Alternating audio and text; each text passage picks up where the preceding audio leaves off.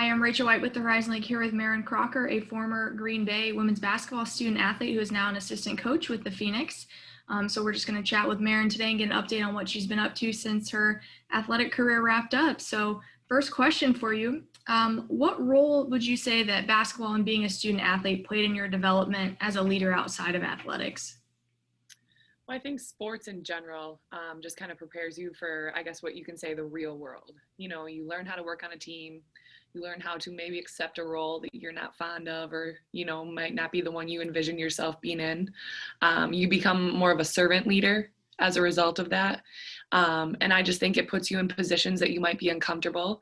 And how do you work through that? And how do you figure out how to be successful in those uncomfortable situations? I don't know. I just think it's a great platform to kind of be a problem solver. And I think it definitely sets you up for success outside of the realm of athletics.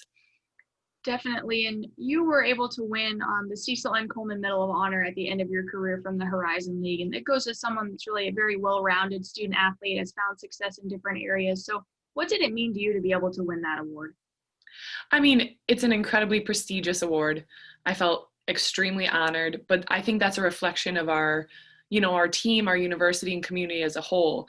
They value you as a basketball player, but more importantly, are you a good student? Are you making a positive impact on the community? And I think that started with my parents as well growing up, not just playing one sport, diversifying yourself, playing a musical instrument, going to plays, being a part of the theater, just kind of who are you as not just a basketball player? And you have to find that identity outside athletics. And just continuing to be a good person, operate every day as if like it's your last. It sounds silly, but truly just it's an honor, and it's just a reflection of the people around me because they're the ones that hold me accountable. For sure. And can you talk about some extracurricular activities or maybe community service you were able to be involved in when you were at Green Bay and how that sort of impacted you? Mm-hmm. Well, I think it's no secret that we, as the Green Bay Even Athletics program, just completely, wholeheartedly values our community, and without them, our athletic department doesn't go. And so it's it's our responsibility to give back, whether that's to provide camps for the little ones, being good role models, and of course, just any type of charity event we can be a part of, we do, because we need them as the community members and businesses and corporations to know how much we truly value them. I just think it's really important to give back, and I think it kind of like gives you a reason to do what you do. For sure. And what did the ability to be a student athlete, what did that experience mean to you? Well, I think just in general, the opportunity to play at Green Bay, I couldn't pass up, obviously. It's speaking just in the Green Bay perspective, it's just a place for women's basketball that isn't really matched in many other places, in my opinion. The support is unrivaled. The coaches are just good-hearted people, and of course, all of a sudden, your teammates become your sisters, and the university and the community just supports you so much. So to be a part of a community and a program that truly values you as a human more so than a basketball player is kind of the reason why I wanted to come back here as well. So I feel extremely grateful.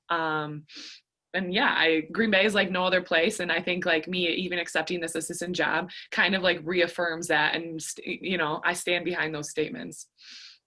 For sure. And after graduation, you went on and played a little bit. So talk about sort of that experience, where you were and what you took away from that. Yeah, so immediately after our season, I started prepping for, the next level. And I was fortunate enough to be drafted by the Washington Mystics in the third round. I spent a couple months out there and then was waived.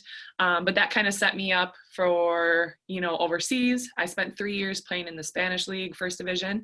And it was just an incredible experience. I would never trade it for the world. I got to see all of Europe and meet awesome humans. And yeah, the level of competition was incredible. I got to play against all the best European players and the WNBA players.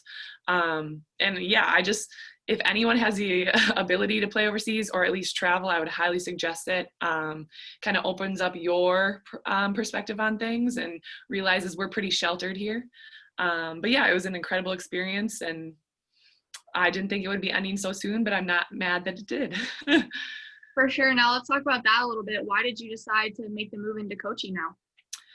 Well, for me, family is huge, and I was fortunate enough to kind of quarantine and be home for coronavirus with my family. And more importantly, my parents live right next to my brother, sister, and their kids. So kind of the whole Crocker family was quarantining together. And when it came time, I was actually contracted to go back overseas for my 4th year. Um, I didn't have it in my heart to do it. I couldn't stand to leave my nieces and nephews. My brother's my best friend, my sister-in-law is my best friend. And now with them only being an hour 45 down the road, this just couldn't have aligned better. So I'm super thankful to have had this opportunity. And I know people went on a limb, to hire me, and I'm really thankful for that. But I just firmly believe this is the right step, and I'm super excited to be here. That's awesome. Now I'm going to ask you one final question. We ask this to all the former student athletes we interview. You're in a little different position because you're probably doing this on the regular basis as a coach, but what sort of advice would you give to current Horizon League student athletes? Obviously, this is a different year than any of us have experienced. So any sort of words of wisdom for them? I think it would just be to be flexible, be ready to call audibles.